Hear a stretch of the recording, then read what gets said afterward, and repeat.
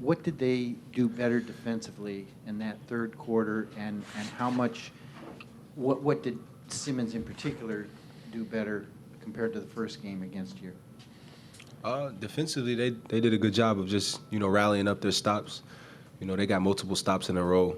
Then we couldn't stop the bleeding, so that just snowballed effect, and we looked up and it was kind of out of reach.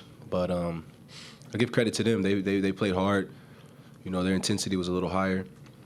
Just got to come back and match it at home. Caris LeVert with Philly.com. What was your sense of the physical play out there? And Joel Embiid in particular, do you think that a flagrant one was warranted at the end of the half there? Or do you think he maybe should have got more? I didn't really see the play. I have to watch it. But they were definitely more physical tonight. We knew that coming in. They were going to be more physical. We got to make the adjustments, game 3. Zach Brazil, New York Post. DAngelo, Joe only got 4 shots. How much for you guys to be successful, do you need to get him more involved and kind of counter what they're doing against him? Yeah. Get him shots. Yeah. Credit to them. They did a good job of, kind of denying Joe. We definitely need him to, go for us to go.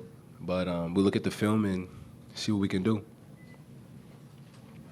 Brian Lewis, New York Post. For either or both of you, how much of a point of emphasis going into games 3 and 4 is rebounding going to be? You got to out-rebounded by about 20-something in this game. How big of a point of emphasis that can be going forward? I think it's huge for us. That was a point of emphasis coming into the series. Coach, told us that in transition defense, were the 2 biggest things coming in, and that'll remain the whole series. Sarah Todd, Philadelphia Inquirer. Everyone was talking about yesterday. You knew that they were going to come out and be more physical and more aggressive. Do you think that you might have underestimated a little bit how much they were going to do that? No, I wouldn't say that. They're a physically gifted team, but I feel like there's ways we can still, stop the bleeding. It's a lot of bodies being thrown around and flying around. Just got to stop the bleeding whenever it gets like that. We got to protect ourselves out there. DAngelo, Anthony Gilbert over here, Hoop Magazine. You've probably touched on it several times during the season and maybe throughout this series. Can you talk about playing in high school with Ben and then actually being in this moment in the playoffs in the NBA? It's cool. It's real cool when you look back on it. But we're here now. It's competitive, and I don't really have too many nice things to say about my opponent when it's blood for blood. But like I said, you look at it, it's cool. The stories y'all write up on it, it's real cool, all of that. But trying to win, I don't really care about it.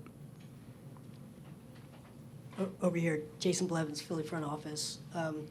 Have you guys been in a situation where you have to play the same opponent multiple times in a series like this, back-to-back? This is very different than a regular season where you've got a different opponent tonight.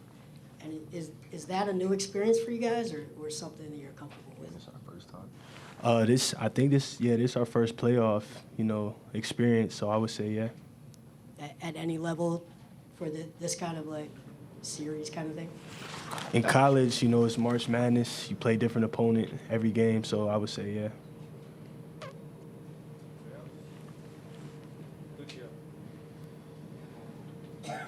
DAngelo, Anthony Puccio, Nets Daily. How excited are you to just bring the playoffs back to Brooklyn for the first time since 2015? Very, very excited. I know the Barclays Center is going to be jumping in there. I know our fans are, Philly fans, they treated us well. I know our fans are going to treat them well, so we're excited about that.